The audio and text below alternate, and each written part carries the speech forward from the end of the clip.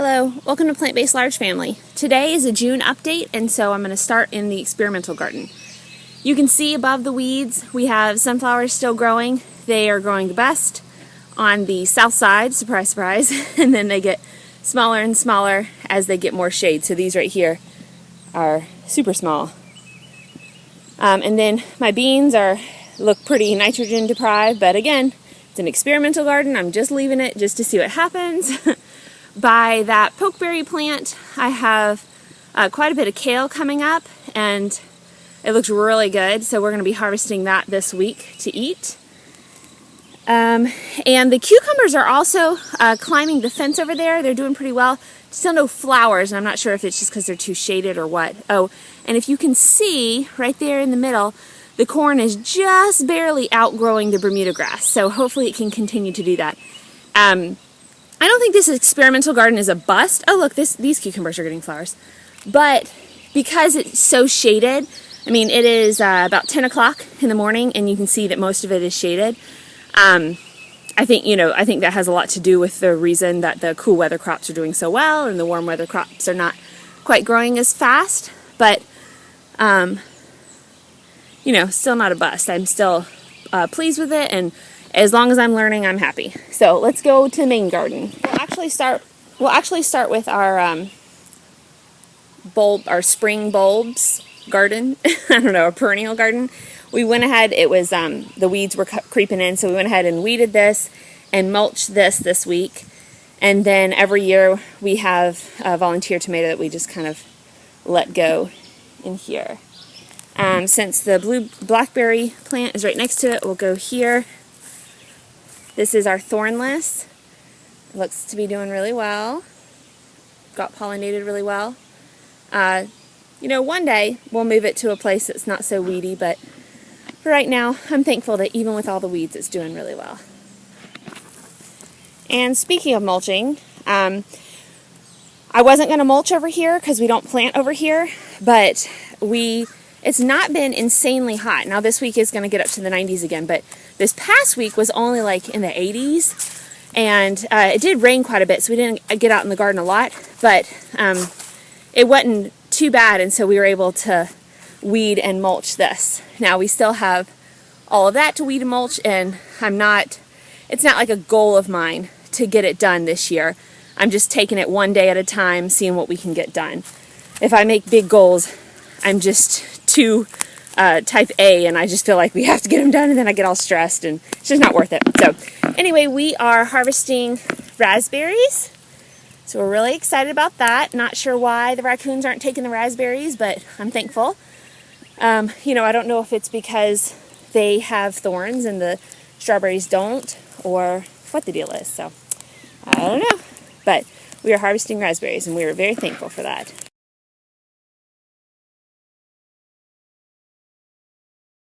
The blueberries are coming on, and we have harvested a couple, but it's still early to be harvesting a lot of blueberries. This is one of the little blueberry plants that I actually meant to prune down, and I didn't. This is where we're getting some of our first blueberries. And the big ones are a later variety. So, late June and into July is when we normally get our big flush, and hopefully the birds and raccoons will let us get that big flush. Under the covers, I still have cauliflower. Doesn't seem to have bolted. Our kale's doing great. All of our broccoli has bolted, and our cabbage is doing well. So that's good. On the other side of the blueberries are potatoes. I'm still dusting them with DE for potato bugs, but they seem to be doing pretty well. Our peas are growing up in between them. I can't tell you if the peas are helping. They're not hurting, so I don't really care, and they were easy to plant. But let's see. We have some volunteer watermelon in here. Next to those are onions. I did thin out our beets, but they look like they need another thinning. These are the ones that I just scattered because I left the seeds out in the rain. So I need to thin those a little bit more. Right next to those are my corn, which are looking good.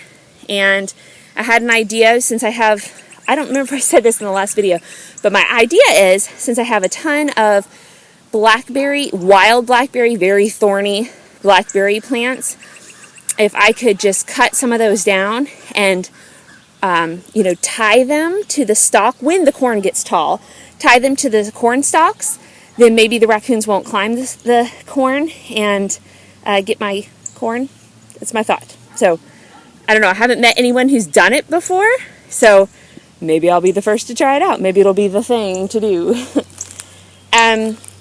The zucchini and squash, sorry about that noise, those are noisemakers for the raccoons, which I still don't know if they're working or not. The zucchinis and squash are growing really well.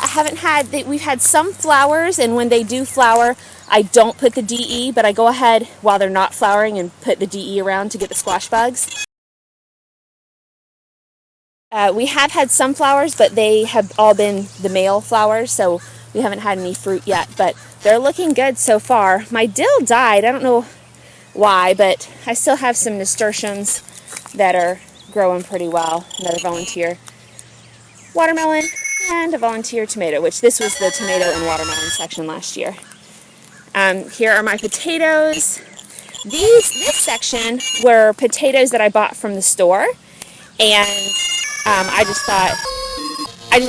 bought organic potatoes from the store just to kind of see, and I did not think, obviously it looks like they did not grow, but we do have some that have popped up, so I don't know if maybe I did not, what is it called, inoculate them? Like I didn't cut them, let them dry. I literally just planted them straight out of the bag. So, just another experiment, and some more volunteer tomatoes. Okay, into the fenced in area. So you can see, I got a little desperate.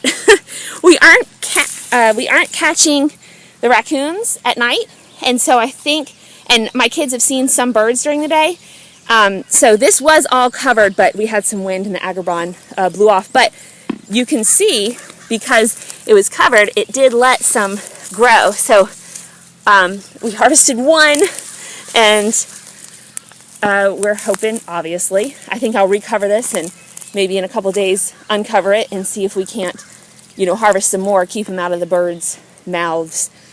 Now, of course, when it's covered, then we don't have any being pollinated by bees, but I don't know, I was just thinking either I get some pollinated by bees and they all get eaten by birds, or I, cover them up and try and salvage what I do have. So we did that a little bit over there. I just didn't have a ton of agrabah left. And these looked more plentiful, so I went ahead and used this agrabah this is my everbearing. So we'll see. You'll see in the harvest as the weeks go by if it actually worked or not. Okay, my beans are looking so good. I mean, they are a little holy, but guys, if you've watched in years past, they were horrible, and I was putting DE on them every single day, and I haven't put DE on them once. Now, I mean, they are a little holy down here. I may need to, but I don't do it once they flower because I don't want to hurt the bees. And they are starting to flower, so I'm super excited about that. Have a little bit more corn, which I did have a big tomato plant. I pulled it because it was shading the corn, and I have plenty of tomato plants, so I'd rather do that. Sweet potatoes are still growing, and when they do, I'm planting them in here. And I know it doesn't look like a lot, but I'll keep planting and keep planting. I still have, when it's the beginning of June, I still have a whole other month to plant. I'll be planting them here and here, and I don't remember where else. Maybe right there. I think I left that spot open for them. More beans. I just kind of figured, the soil always needs help, and so if I have any more room, I'll plant beans. And I absolutely love, those frozen French beans you can get, obviously in the frozen section, how they're all skinny and stuff. Well, I never wait. I mean, I always wait until my beans are super plump, and we don't even like them when they're that big. So I'm trying to talk myself out of waiting and just going ahead and picking them when they're small, because, grow what you like. If that's what I like are the little ones, might as well pick them when I like them. So this is I got another volunteer tomato plant. Ooh, I see a ripe strawberry. So we'll go through and get some of these. I know I sound overly excited, but guys, all our strawberries were being taken, and now it seems like they aren't. So I am overly excited.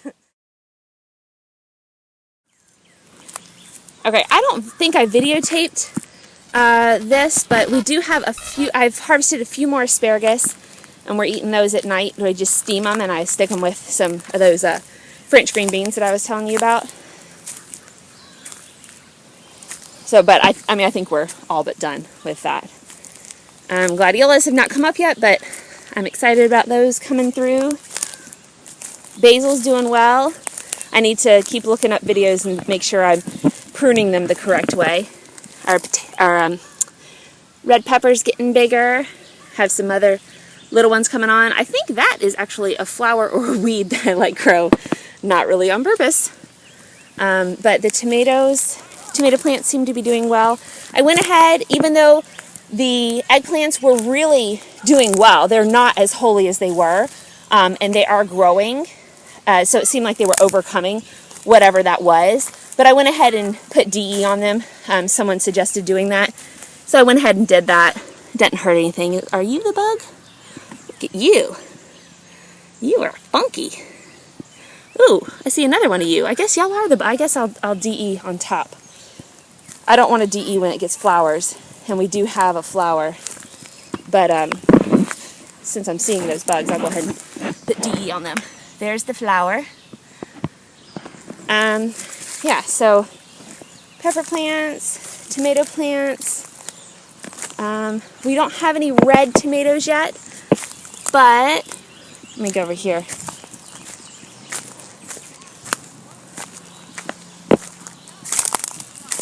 But I think this is an early variety, and you can see they're doing pretty well.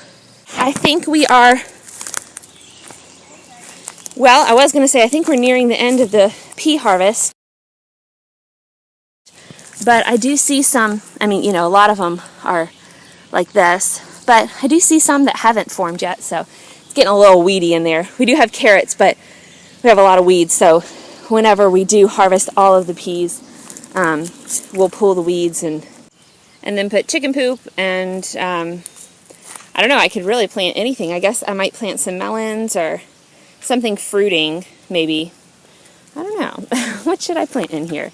You can really plant anything after peas. Okay, coming down here we have some more beans.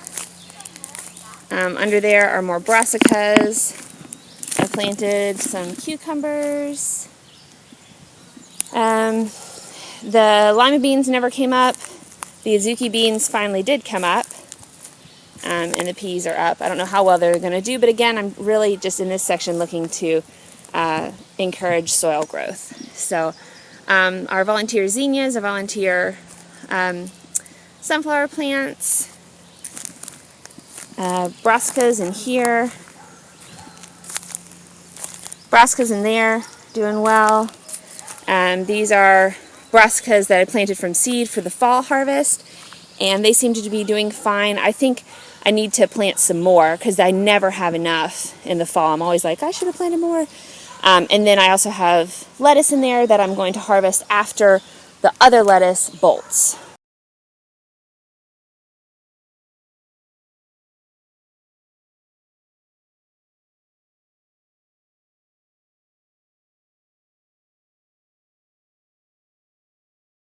So I'm going to wait for that. My son's corn is looking good. And then we're back to the beginning where this is the unweeded section, the unmulched section, and then the rest of the blueberry plants again. So that is the garden tour in early June. And I hope you enjoyed the video, and I will see you next time. Have a great day.